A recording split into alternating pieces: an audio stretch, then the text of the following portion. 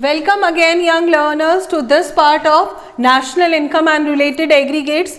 हमने अपने पिछले वीडियो में national income and related aggregate से रिलेटेड कुछ टर्म्स को किया था. Along with that we have done the finding of the related aggregates और the derivation of the related aggregates out of the given aggregate. Also we have done some of the numerical problems. Today we will be doing the methods of measuring the national income. But before we start with the methods of measuring national income, we should recall one smaller topic that we have done in our previous videos, that is the phases of circular flow of income. So the phases of circular flow of income, phases of circular flow of income.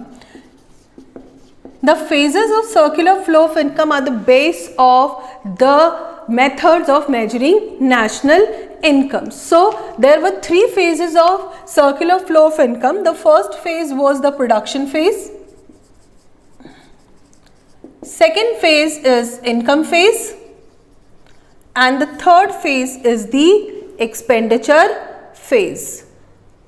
So these are the three phases of circular flow of income. ये क्या show करती है कि ये show करती है कि economy में जितना भी आउटपुट प्रोड्यूस हुआ है, the income generated will be equivalent to the output produced in the economy, since the revenue received out of the sale of the production will be the income of the factors of production. यानी कि factors of production की वो income होगी जो कि revenue generate हुआ होगा production से. And the income of factors of production are classified into 4 heads. 4 heads में हम इनको क्लासिफाई करते हैं.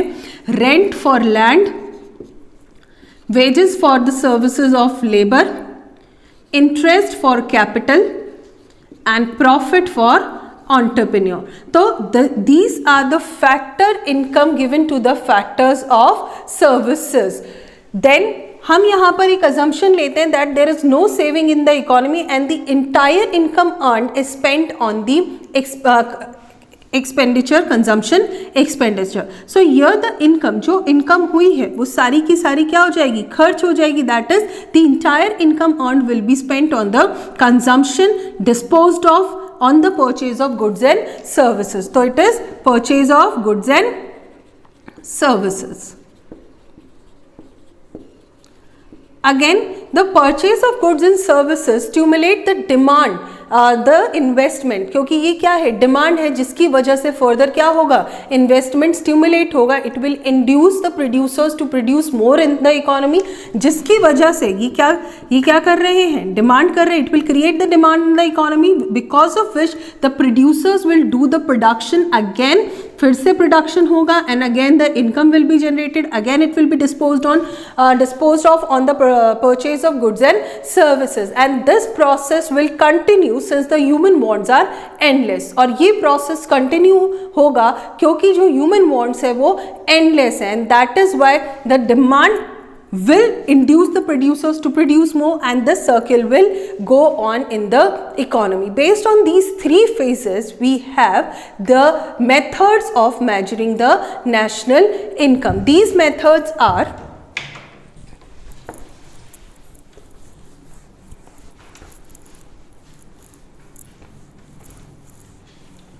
the three methods of measuring national income. These three methods are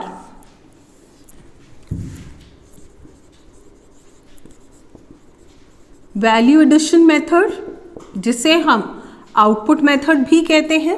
then we have income method based on income phase, and based on expenditure phase we have expenditure method. So there are three methods of measuring the national income. So first we'll be doing the value addition method. So the first method of measuring the national income is the value added method. The value added method measures the national income in terms of value addition. Value addition का मतलब क्या है? Value addition implies that raw material की value को हम include नहीं करते. We include only the value added by the producer while producing the commodity. That means raw material में जो उसने value add की है that is the value addition. Supposingly a producer takes the raw material of ₹100, उसने raw material लिया ₹100 का and 50 rupees का उसने उसमें एडिशन किया and now the price of the commodity that is the final price of the commodity year is 150. जो total value जो उसकी आ रही है वो कितनी आ रही है 150 आ रही है, but actually the value addition by the producer is of ₹50. So here we will be taking only the value added by the producer. हम केवल क्या लेंगे जो वैल्यू प्रोड्यूसर ने रॉ मटेरियल में ऐड की है. By each producing unit in an economy during an accounting year. Her producing unit. We have done in our previous video, there are basically 3 kinds of sectors: primary sector, secondary sector and tertiary sector. Primary sector is a sector that produces through the nature. The secondary sector is the sector that converts the raw material into the finished goods, and the tertiary sector is the sector which produces services.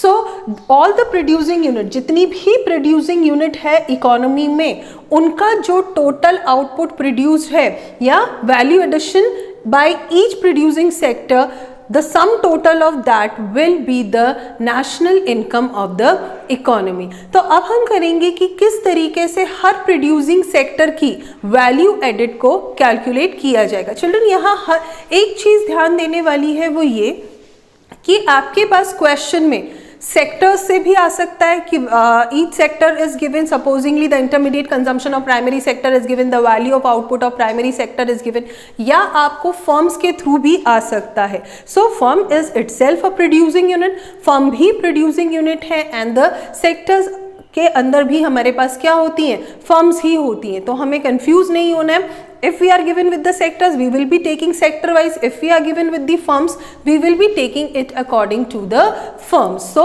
that depends on the question. Now we will be doing how would we measure the gross value added at market price by each sector. जैसा मैंने आपको अपने previous video में भी बताया था कि जो सबसे बेसिक एग्रीगेट है नेशनल इनकम का वो है GDP MP. तो अब हम देखेंगे कि वैल्यू एडेड मेथड से हम किस तरीके से GDP MP को कैलकुलेट करते हैं. सो सपोजिंगली फिलहाल हम लेकर चल रहे हैं कि हमारे पास 3 सेक्टर्स हैं. The sectors are primary sector, secondary sector और tertiary sector. So the gross value added by these sectors are to be calculated as follows. जैसा अभी हमने किया कि हमारे पास 3 सेक्टर्स है, तो first we will be calculating the GVA MP of each sector, gross value added at market price. G refers to gross value added at market price. So value added method हम लोग कर रहे हैं. We are doing which method? Value added method.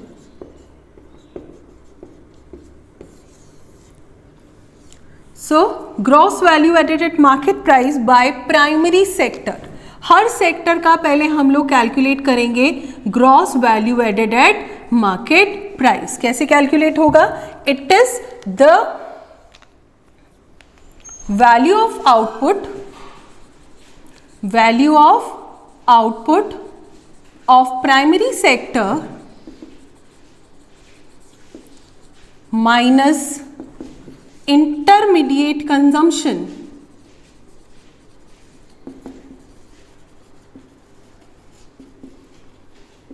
of primary sector. जैसा मैंने अभी कहा कि हम intermediate consumption को नेशनल इनकम कैलकुलेशन में नहीं लेते. तो सबसे पहले हमने किया GVA MP of primary sector. Now the second we will do is the GVA MP of secondary sector, gross value added at market price by secondary sector. कौन सा सेक्टर ले रहे हैं अब हम? सेकेंडरी सेक्टर की gross value added at market price को calculate करें. The formula remain same, formula same रहेगा, बस यहाँ पे जो चेंज होगा वो क्या हो जाएगा? Value of output of secondary sector. So it is value of output of secondary sector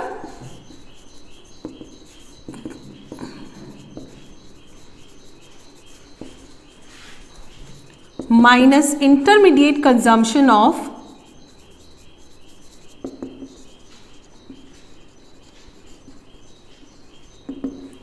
secondary sector। फिर थर्ड हमारे पास आता है that is the GVAMP of tertiary sector. अब हम निकालेंगे gross value added at market price by tertiary sector. So which sector? Tertiary sector. The gross value added at market price by tertiary sector is value of output of tertiary sector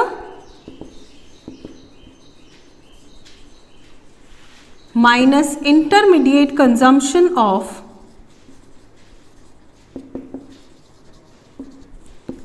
tertiary sector। Her sector की value of output में से हम उस sector के intermediate consumption को less कर देंगे। Through here we will be doing the value added at market price by different sectors. हर सेक्टर से जो वैल्यू एडेड आ रही है उसे हम क्या कर देंगे? कैलकुलेट कर देंगे। Once the GVAMP of each sector is calculated, we can easily calculate the GDPMP। अब हम कैलकुलेट करेंगे क्या? GDPMP, that is the basic concept. So GDPMP, this is gross domestic product at market price is equal to GVAMP of primary sector plus GVAMP of secondary sector plus GVAMP of tertiary sector। That means the GVAMP of each sector will be added। हर sector के GVAMP को add कर दिया जाएगा। Gross value added at market price को add करने पर हमें क्या मिलेगा? GDPMP। And we should recall one thing from here. अब हमें एक चीज को यहां पर रिकॉल करना है और वो रिकॉल है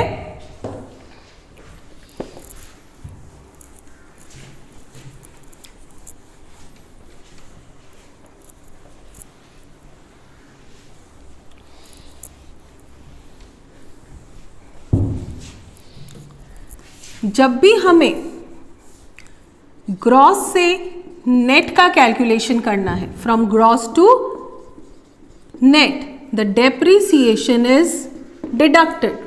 जबकि नेट से ग्रॉस के कैलकुलेशन के लिए हम डेप्रिसिएशन को प्लस कर देते हैं। The second thing to remember here is domestic product से नेशनल प्रोडक्ट को कैलकुलेट करने के लिए हम NFIA net factor income from abroad को ऐड करते हैं, जबकि यहां हम NFIA को लेस कर देते हैं। Third concept is market price से फैक्टर कॉस्ट। मार्केट प्राइस से फैक्टर कॉस्ट के लिए नेट इनडायरेक्ट टैक्सेस को माइनस एंड फैक्टर कॉस्ट से मार्केट प्राइस के लिए नेट इनडायरेक्ट टैक्सेस को ऐड कर देते हैं। So the GDPMP under value added method is GVAMP of primary sector plus GVAMP of secondary sector plus GVAMP of tertiary sector। I told you in my previous video the aggregate that represents the national income is, जिस aggregate से हम national income को represent करते हैं वो है NNPFC, net national product at factor cost। net national product at factor cost. ध्यान रखिएगा कि नेशनल इनकम को हमेशा फैक्टर कॉस्ट पर ही कैलकुलेट किया जाता है, मार्केट प्राइस पर कैलकुलेट नहीं किया जाता। सो इट इज, अब हमने GDPMP को यहां से कैलकुलेट कर लिया। सो GDPMP ग्रॉस से सबसे पहले कैलकुलेशन करेंगे नेट का। Gross to net minus depreciation, domestic product से नेशनल प्रोडक्ट, डोमेस्टिक प्रोडक्ट से national product plus NFIA, and market price से factor cost. The market price is given and factor cost has to be calculated minus net indirect taxes. So GDP MP will be calculated and then after we can calculate the national income out of the given question, जो भी आपको question दिया होगा वहां से हम national income को calculate कर सकते हैं. So we have just seen the gross value added by different sectors, जिसमें हमने किया value of output minus intermediate consumption. अब हम दोनों को करेंगे कि how do we calculate the value of output and what should we take in the intermediate consumption. तो सबसे पहले value of output. Value of output is basically equals to sales. Basically किसके इक्वल्स होती है? सेल्स के equals होती है. And कब होगी ये? If entire output is sold, यानी कि प्रोड्यूसर ने जितना आउटपुट बनाया था उतना आउटपुट सेल आउट हो गया है, तो value of output will be equals to sales. तो वो किसके इक्वल होगी? सेल्स के इक्वल होगी. कई बार आपको क्वेश्चन में सेल्स नहीं दिया होता बल्कि कुछ यूनिट्स दी हुई होती हैं एंड प्राइस पर यूनिट दी हुई होती है. सपोजिंगली क्वेश्चन में आपको दिया हुआ है प्राइस पर unit is 40 and the output produced is 1000 units. सो ऐसे केसेस में the sales has to be calculated as price into quantity. That means ये कितना हो जाएगा? 40 into 1000, 40,000 will be the sales year. तो यहाँ जो सेल्स होगी वो कितनी होगी? 40,000 होगी. Is this clear to you? So this is sales price into quantity. यदि आपको क्वेश्चन में प्राइस पर यूनिट और आउटपुट प्रोड्यूस्ड गिवन है, but at times the entire stock is not sold.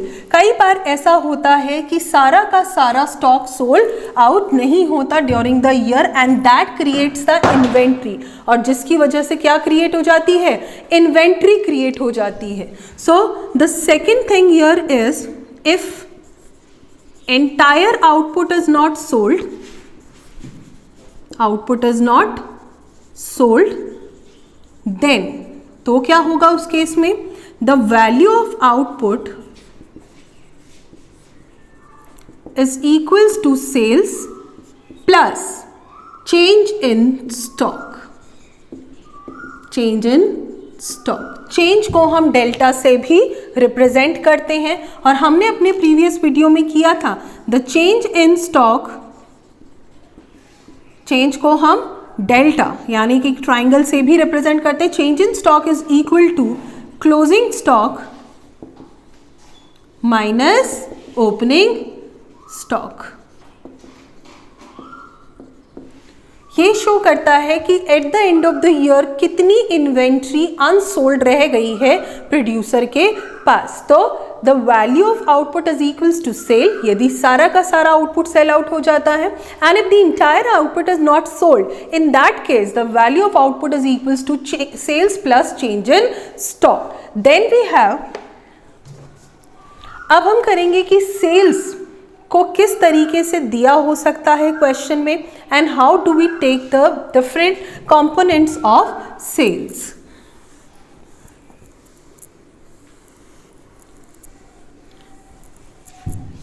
Question में आपको दो तरीके की कंपोनेंट्स गिवन हो सकते हैं. सबसे पहले आपको दिया है केवल सेल्स. सपोजिंगली सेल्स आपको दी हुई है 10,000 की. Then the value of sales is given to you. जितनी भी सेल की वैल्यू है वो आपको गिवन है. But at times if the sales is not given, the sales is taken as, हम सेल्स को दो तरीके से लेंगे. डोमेस्टिक सेल्स यानी कि sale within the country, domestic sales, and sales output outside the country is known as export. So domestic sales plus exports will be the total sales. तो यहाँ जो समझने की चीज़ है वो ये कि यदि आपको क्वेश्चन में सेल्स दिया हुआ है तो इसके बाद हमें कुछ नहीं लेना है, it means everything has been included. At times question में आपको कंफ्यूज करने के लिए सेल्स भी दे देते हैं, एक्सपोर्ट्स भी दे देते हैं। यदि सेल्स आपको गिवन है, in that case it means the value of exports had already been added। लेकिन यदि आपको डोमेस्टिक सेल्स दी हुई है तो हमें उसमें एक्सपोर्ट्स की वैल्यू को ऐड करना पड़ेगा। अब थोड़ा और कॉम्प्लिकेटेड हो जाता है। जब आपको डोमेस्टिक सेल्स ना देकर सेल्स किस तरीके से दी हुई होती है, output sold to household, यानी कि किसको की गई सेल, हाउस होल्ड्स को की गई sale. Output sold to other firms, जिन फर्मों को सेल आउट किया होगा, या सेल्स टू गवर्नमेंट, गवर्नमेंट को सेल किया। तो ये जो सेल है ये है तो डोमेस्टिक सेल्स। तो जब आप इन सबको प्लस कर देंगे तो हमारे पास क्या आ जाएगी, डोमेस्टिक सेल्स आ जाएगी। So the sales, if sales is only given in the question then we will not take any other component। लेकिन यदि हमें सेल्स नहीं गिवन है तो सबसे पहले हमें सेल्स का कैलकुलेशन करना है। सेल्स के कैलकुलेशन के लिए आपको डोमेस्टिक सेल्स में एक्सपोर्ट्स को ऐड करना है। But if domestic sales is not given, लेकिन यदि डोमेस्टिक सेल्स भी गिवन नहीं है तो आप अलग अलग जितनी भी सेल करी है उन सभी सेल्स को ऐड करेंगे। That sales could be to the households, to the firms and to the government। उन सबको ऐड करेंगे and this will be the domestic sale। वो हो जाएगी क्या, डोमेस्टिक सेल। फिर उस डोमेस्टिक सेल में हम एक्सपोर्ट्स को प्लस कर देंगे। So it will be the value of the sales. तो वो किसकी वैल्यू हो जाएगी, सेल्स की वैल्यू हो जाएगी। तो this is something that you have to remember in your mind. तो एक तरीके का सेल्स का तो ये है, और एक अभी जो हमने किया कि at times you must have been given with the price and the output, then you just have to multiply the price by the output. तो उस केस में आपको प्राइस से आउटपुट को मल्टीप्लाई करना है। तो दो तरीके हो सकते हैं, पहला तरीका तो ये, और दूसरा तरीका जो है the second way could be price into quantity, यानी कि प्राइस पर यूनिट आपको दी हुई हो सकती है और आपको आउटपुट प्रोड्यूस्ड गिवन हो सकता है। तो then in that case sales will be equals to price into quantity. तो उस केस में सेल्स होगी price into quantity. Otherwise first way हो सकता है सेल्स इज ऑलरेडी गिवन, तो फिर हमें कुछ नहीं लेना है। यदि सेल्स ना देकर डोमेस्टिक सेल्स दिया है तो फिर हम उसमें एक्सपोर्ट्स की वैल्यू को ऐड करेंगे। आप इसका एक स्क्रीनशॉट ले सकते हैं। So value of output minus intermediate consumption is the method of GVA-MP of any sector। यानी कि किसी भी सेक्टर का gross value added at market price calculate करना है तो हमें वैल्यू ऑफ आउटपुट में से इंटरमीडिएट कंजम्पशन को लेस करना होगा। अभी हमने किया value of output is equals to sales plus change in stock, right.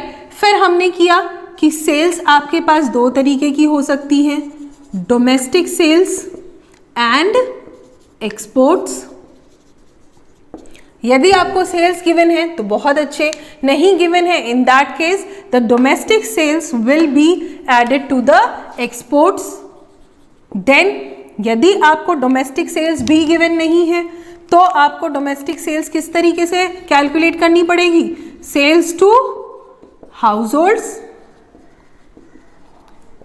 Sales to other firms and sale to government. जो जो कंपोनेंट आपको गिवन हो, जरूरी नहीं है कि सभी कंपोनेंट्स गिवन हो, ये तो मैंने आपको ब्रॉड कंपोनेंट्स बताए कि ये कंपोनेंट्स आपको गिवन हो सकते हैं। हो सकता है सिर्फ कुछ फर्में ही गिवन हो सकता है सिर्फ हाउस होल्ड गिवन हो, और हो सकता है ये तीनों चीजें भी आपको गिवन हो। These are the broad components that could be given to you. अब हम करेंगे इंटरमीडिएट कंजम्पशन। इंटरमीडिएट कंजम्पशन को परचेज ऑफ रॉ मटेरियल भी आपको गिवन हो सकता है, ध्यान रखिएगा, परचेज ऑफ रॉ मटेरियल भी क्या है, इंटरमीडिएट कंजम्पशन है। इसके अलावा फ्यूल का कंजम्पशन, इलेक्ट्रिसिटी का कंजम्पशन या पावर का कंजम्पशन भी कौन सा कंजम्पशन है, इंटरमीडिएट कंजम्पशन है। एट टाइम्स ऐसे दिया होता है परचेज ऑफ रॉ मटेरियल, नीचे कहीं आपको क्वेश्चन में दिया होता है फ्यूल या पावर, तो स्टूडेंट्स उसको नहीं लेते हैं बिकॉज दे थिंक कि परचेज ऑफ रॉ मटेरियल है। नहीं, if it is purchase of raw material it implies कि रॉ मटेरियल के अलावा जो कंजम्पशन हुआ है उसको भी हम लेंगे, ये जो भी है पावर है या फ्यूल है। यदि आपको परचेजेस वर्ड दिया हुआ है तो परचेजेस में आपके पास सभी तरीके के इंटरमीडिएट कंजम्पशन आ जाते हैं। तो इंटरमीडिएट कंजम्पशन का जो दूसरा नाम आपको गिवन होता है वो होता है परचेजेस। क्या गिवन होता है, परचेजेस। तो परचेजेस ऑफ रॉ मटेरियल। यहाँ एक छोटी सी चीज जरूर हमें नोट करने की है, वो ये, purchase of machinery is not an intermediate consumption. Machinery का परचेज इंटरमीडिएट कंजम्पशन नहीं है बल्कि वो इन्वेस्टमेंट है, and the investment is not deducted but only the intermediate consumption is deducted. तो हम यहाँ ध्यान रखेंगे, कंफ्यूज करने के लिए कई बार क्वेश्चन में परचेज ऑफ मशीनरी भी गिवन होता है। Purchase of machinery is not an intermediate consumption, it is an investment. ये क्या है, इन्वेस्टमेंट है, और इन्वेस्टमेंट को डिडक्ट नहीं करना है, इंटरमीडिएट कंजम्पशन को डिडक्ट करना है। तो यदि आपको क्वेश्चन में परचेजेस गिवन होता है, intermediate consumption is purchases, question में परचेज आपको ऑलरेडी गिवन है, इसका मतलब है आपको सारी वैल्यूज गिवन है। लेकिन यदि परचेज गिवन नहीं है, जैसा हमने सेल्स के केस में किया कि सेल्स के केस में डोमेस्टिक सेल्स थी और एक्सपोर्ट्स थे, इसी तरीके से परचेजेस भी क्या होंगी, डोमेस्टिक परचेजेस प्लस इंपोर्ट्स। सो यदि आपको परचेजेस गिवन है तब तो हमें इंपोर्ट्स की वैल्यू नहीं गिवन कैलकुलेट करनी होगी, कंसिडर करनी होगी, क्योंकि परचेजेस में ऑलरेडी इंपोर्ट्स की वैल्यू ऐड है। अगेन कंफ्यूज करने के लिए आपको परचेजेस भी गिवन हो सकता है और इंपोर्ट्स भी गिवन हो सकता है, but if it is given purchases it means that you are given with the included value of imports. लेकिन यदि आपको डोमेस्टिक परचेजेस दिया हुआ है तो डोमेस्टिक का मतलब है कि अब आपको इसके अंदर रेस्ट ऑफ द वर्ल्ड की परचेजेस यानी कि इंपोर्ट्स को ऐड करना होगा। डोमेस्टिक परचेजेस आपको किस तरीके से दिया हो सकता है, it could be purchases from other firms, कुछ फर्म्स के नाम दिए हो सकते हैं जैसे XYZ ABCD, कुछ भी नाम दिए हो सकते हैं। तो जिन भी फर्मों से परचेज किया होगा उन सभी फर्म्स की परचेजेस को ऐड कर देंगे, then it will be added in the value of imports. तो टोटल वैल्यू किसकी आ जाएगी, परचेज की वैल्यू आ जाएगी। फिर से एक बार इसे बहुत ध्यान से समझेंगे। बेसिकली GVMP का फॉर्मूला है value of output minus intermediate consumption, पर वैल्यू ऑफ आउटपुट बहुत रेयर गिवन होता है। Value of output is equals to sales plus change in stock. Sales आपको यदि एज इट इज वर्ड दिया हुआ है सेल्स, तो इसका मतलब है आपको सिर्फ उसी वैल्यू को लेना है। But if the domestic sales are given, if domestic sales are given, then the value of exports will be added because it will be the entire output that will be sold during an year. Then sales to household, sales to other firms, sales to government is the part of the domestic sales. यदि आपको domestic sales भी given नहीं है तो फिर आप इन तीनों को add करेंगे, domestic sales आएगी, फिर उसमें आप exports को plus करेंगे। इसी तरीके से intermediate consumption is purchases, basically हम उसे परचेजेस के नाम से भी जानते हैं, परचेज ऑफ रॉ मटेरियल के नाम से भी जानते हैं। The purchase of raw material is equals to the domestic purchases plus imports. यदि आपको अगेन सिर्फ परचेजेस दिया हुआ है, परचेज ऑफ रॉ मटेरियल दिया हुआ है, तो हमें फिर इंपोर्ट्स को ऐड नहीं करना। लेकिन यदि आपको डोमेस्टिक परचेज या किसी और फॉर्म से की गई परचेज दी हुई है तो हमें इसमें इंपोर्ट्स को ऐड करना होगा so as to get the total purchases. जैसे ही आप ये सब कर लेंगे आपके पास आ जाएगा gross value added at market price. हर सेक्टर के gross value added at market price को ऐड करके GDP-MP and then we can easily calculate the national income, और फिर हम ईजिली नेशनल इनकम को कैलकुलेट कर सकते हैं। आप इसका एक स्क्रीनशॉट ले सकते हैं। So students, at time there is a question, theoretical questions, that what precaution should be taken into the consideration while estimating the national income through value added method। यानी कि at times हमारे पास theory question आता है कि value added method से national income का computation करते समय हमें किन चीज़ों को ध्यान में रखना चाहिए। ध्यान रखेंगे जब हम वैल्यू एडेड मेथड कर रहे हैं तो हमारा फोकस होना चाहिए कि हमें generation of goods and services से इसको लिंक करना है। So it has to be linked with the generation of goods and services. क्यों? क्योंकि ये कौन सा मेथड है? वैल्यू एडेड मेथड है, and value added method is related to output. एक बार एक छोटा सा रिकॉल कर लेते हैं।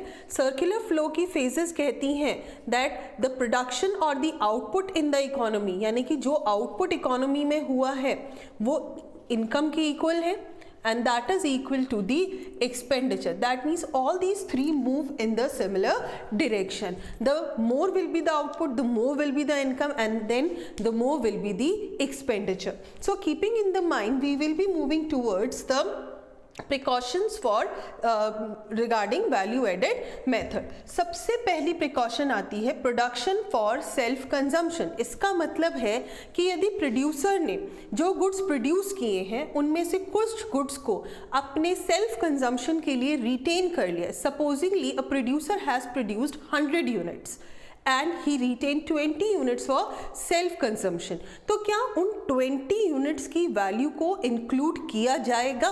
So yes, the answer is included, यानी कि हम उस वैल्यू को इंक्लूड करेंगे। So the market value of goods retained for self consumption, goods retained for self consumption will be included, उस वैल्यू को इंक्लूड किया जाएगा। क्यों? क्योंकि जब उसने उन गुड्स का जनरेशन किया होगा he must have incurred the he must have given the factor payments, उसने फैक्टर पेमेंट्स दिए होंगे जो इनकम में कन्वर्ट हुए होंगे। तो जितना आउटपुट प्रोड्यूस हुआ है उतनी ही क्या होगी? इनकम होगी। यदि हम उन 20 यूनिट्स को एस्टिमेट नहीं करेंगे तो इन that case the value of output will be lesser than the income generated, and that is why the total market value of goods and services retained for self consumption will be included। जो goods को उन्होंने खुद के लिए retain किया है उसकी value को इंक्लूड किया जाएगा। फिर आता है सर्विसेज फॉर सेल्फ कंजम्पशन। क्या जो वैल्यू है सर्विसेज फॉर सेल्फ कंजम्पशन उसकी वैल्यू को इंक्लूड किया जाएगा? The answer is no, not included. Reason? Supposingly a lady gives the services to her house related to, supposingly she cooks the food, she washes the clothes, तो उसकी जो services है उसकी monetary value को major कर पाना मुश्किल होता है। So since the estimation of such kind of services in monetary terms is not possible, क्योंकि इन तरीके की सर्विसेज जो सेल्फ कंजम्पशन के लिए दी जाती है उनकी मॉनेटरी वैल्यू को एस्टिमेट करना मुश्किल होता है, इसीलिए हम इसकी वैल्यू को इंक्लूड नहीं करते। Since the monetary value of such services can not be estimated, क्योंकि ऐसी सर्विसेज की मॉनेटरी वैल्यू को एस्टिमेट नहीं किया जा सकता। देन हमारे पास आता है production of fixed assets for one self. क्या, यदि किसी ने अपने लिए फिक्स्ड असेट्स को प्रोड्यूस किया है, फिक्स्ड असेट्स में हम क्या लेते हैं, it could be the residential construction, it could be the construction of factory building etcetera. तो यदि किसी भी तरीके का कंस्ट्रक्शन करंट ईयर में किया गया है तो क्या उसकी वैल्यू को इंक्लूड किया जाता है? Yes, it is included. क्यों इंक्लूड किया जाता है? Because it is the output generated in the current year, क्योंकि वो इस साल में जनरेट किया गया आउटपुट है। यहां पर अब हमें दो चीजों को और एक्सटेंड करना है। पहला ये कि यदि कोई फ्रेश बिल्डिंग का बनाया गया है, कंस्ट्रक्ट किया गया है, तो उसकी वैल्यू को हम ऐड करते हैं। लेकिन यदि किसी भी तरीके का मेंटेनेंस एग्जिस्टिंग बिल्डिंग में किया गया है, the maintenance charges are not included. Maintenance charges को हम इंक्लूड नहीं करते क्योंकि कोई भी आउटपुट जनरेशन नहीं हुआ है। One more extension here is, supposedly एक एग्जिस्टिंग बिल्डिंग में यदि कोई फ्लोर बनाया गया, सपोजिंगली एक 4 फ्लोर की बिल्डिंग है, उसमें 5th फ्लोर को बनाया गया है, तो यदि 5th फ्लोर का एडिशन किया गया है, वैल्यू एडिशन, दैट मीन्स उस ईयर में 5th फ्लोर की वैल्यू को जो ऐड किया गया है उस आउटपुट की मार्केट वैल्यू को इंक्लूड किया जाएगा। सो यहाँ से हमें 3 कॉन्सेप्ट्स को ध्यान रखना है। 1, यदि किसी भी तरीके की फ्रेश फिक्स्ड असेट्स को कंस्ट्रक्ट किया गया है, उसकी वैल्यू को हम नेशनल इनकम एस्टिमेशन में इंक्लूड करेंगे। बट यदि किसी भी तरीके का मेंटेनेंस चार्ज है तो उसे इंक्लूड नहीं किया जाएगा। The addition to the floor to the existing building, that means यदि किसी भी तरीके का फ्लोर एग्जिस्टिंग बिल्डिंग में ऐड किया जाता है तो करंट ईयर में जो भी वो फ्लोर ऐड हुआ होगा उसकी वैल्यू को हम इंक्लूड करेंगे। देन हमारे पास आता है imputed rent of owner occupied house. सबसे पहले हम मीनिंग समझते हैं इम्प्यूटेड रेंट का। Imputed rent is the market value और we can say the rent that could have been in the market of similar kind of house. Supposingly a person is living in his own house, अपने ही घर में रह रहा है, तो उसी तरीके की घर की मार्केट में रेंटल वैल्यू क्या होगी, उसी तरीके के घर की मार्केट में रेंटल वैल्यू क्या होगी, that is known as imputed rent. क्या इम्प्यूटेड रेंट को इंक्लूड किया जाएगा? Yes, it is also included. That means a house owned by the owner, the value of the market rental value of such kind of house will also be included irrespective of its status being rented out or being living by the owner। चाहे उसमें honour रह रहा है या उसको rent out किया गया है, उसकी रेंटल वैल्यू को करंट ईयर की इनकम नेशनल इनकम एस्टिमेशन में इंक्लूड किया जाएगा। तो एक बार फिर से देख लेते हैं। प्रोडक्शन फॉर सेल्फ कंजम्पशन, यानी कि यदि प्रोड्यूसर ने कुछ गुड्स को अपने लिए रिटेन कर लिया है तो उसकी वैल्यू को इंक्लूड किया जाएगा, मार्केट वैल्यू को इंक्लूड किया जाएगा। यहाँ पर एक और कॉशन हम ले सकते हैं, एट टाइम्स कई बार आ जाता है कि लेजर टाइम एक्टिविटी, यानी कि खाली समय में किए गए किसी भी तरीके के प्रोडक्शन को क्या इंक्लूड किया जाएगा? Any production done in the leisure time or as a hobby will not be included. Supposingly a lady grows some vegetables in the kitchen garden. अपने kitchen garden में कुछ vegetables को grow करती है, supposingly tomatoes, spinach, क्या उनकी value को add किया जाएगा? The answer will be no, because these are the leisure time activities, क्योंकि ये leisure time activities है।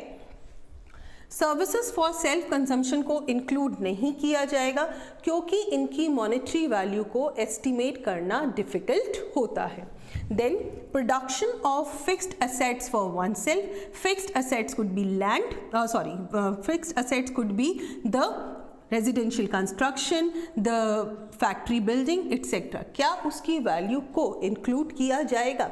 Yes, the value will be included. यहाँ पर हमने 3 चीज़ें की, फ्रेश कंस्ट्रक्शन को इंक्लूड किया जाएगा, मेंटेनेंस को इंक्लूड नहीं किया जाएगा, addition of floor to the existing construction को इंक्लूड किया जाएगा।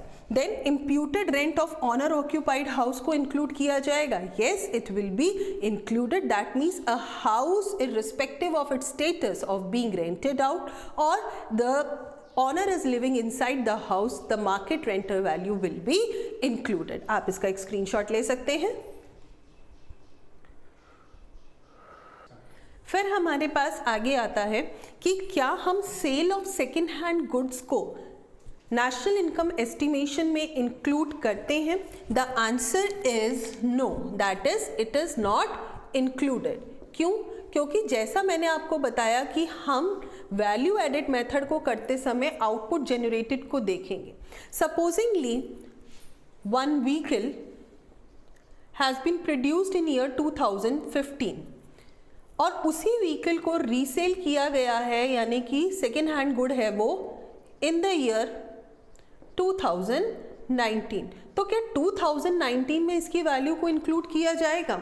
The answer is no, because there is no simultaneous production of any commodity। क्योंकि इसका जो प्रोडक्शन है वो 2015 में हुआ था और उसकी वैल्यू को उसके प्रोडक्शन ईयर में इंक्लूड कर लिया गया होगा। So not included. क्यों? Because the value of that good would have been included in the year of its production। पहली बात, क्योंकि उसके प्रोडक्शन के ईयर में उसकी वैल्यू को इंक्लूड कर लिया गया होगा। और दूसरी चीज, and also there is no output generated in the current year, और करंट ईयर में कोई भी आउटपुट जनरेट नहीं किया गया। So the value would have been included in the year of production 1 and the second thing is there is no simultaneous production of output in the current accounting year. फिर आपके पास आता है commission on sale of second hand goods. लेकिन supposedly इन्हीं second hand goods पर किसी तरीके का कमीशन दिया गया है, डीलर ने, ब्रोकर ने यदि कमीशन लिया है, तो क्या वो इंक्लूड होगा? Yes, it is included. क्यों इंक्लूड होगा? Because it is the service of the dealer और the broker that has been generated during the current accounting year. So it is included since the service of the supposingly dealer had been generated in the current accounting year।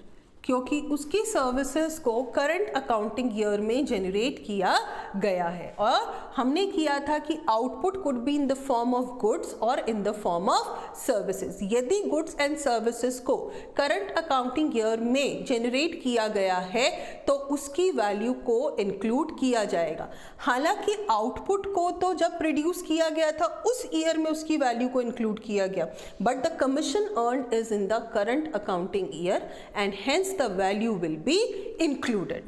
फिर आता है value of intermediate goods. क्या intermediate goods की value को include किया जाएगा? हम बार बार करते आ रहे हैं कि इंटरमीडिएट गुड्स की वैल्यू को इंक्लूड नहीं किया जाता। क्यों नहीं किया जाता? Because we take into the consideration only the value added to the raw material. जो भी रॉ मटीरियल में वैल्यू ऐड हुई है उसी की वैल्यू को हम इंक्लूड करते हैं, so as to avoid the double counting. So only the value added is taken while estimating national income so as to avoid double counting। Double counting का मतलब क्या है कि सपोजिंगली एक कमोडिटी की वैल्यू रॉ मटेरियल से पहले, supposedly factory ए factory B को रॉ मटेरियल सप्लाई करता है 100 का क्या कर रहा है, रॉ मटेरियल सप्लाई कर रहा है। इसमें फैक्ट्री बी ने 250 की वैल्यू को ऐड किया तो 100 प्लस 250 रिजल्ट्स इनटू 350। अब यदि हम वैल्यू एडेड मेथड के थ्रू देखें तो हम हर फर्म का वैल्यू देख रहे हैं। 100 यहाँ है, 350 है, तो ये तो 450 हो गया, but the total value added to the current output is only 250। जो वैल्यू ऐड की गई है वो केवल कितनी है, 250 है। सो यदि हम इंटरमीडिएट गुड्स की वैल्यू को भी ऐड कर लेते हैं तो ऐसे केसेस में नेशनल इनकम जो है वो कहीं ज़्यादा होगी then the value of output generated, and that is why in order to avoid such conditions, इस तरीके की कंडीशंस को अवॉइड करने के लिए हम इंटरमीडिएट वैल्यूज़ को या इंटरमीडिएट कंजम्पशन को इंक्लूड नहीं करते। आप इसका एक स्क्रीनशॉट ले सकते हैं।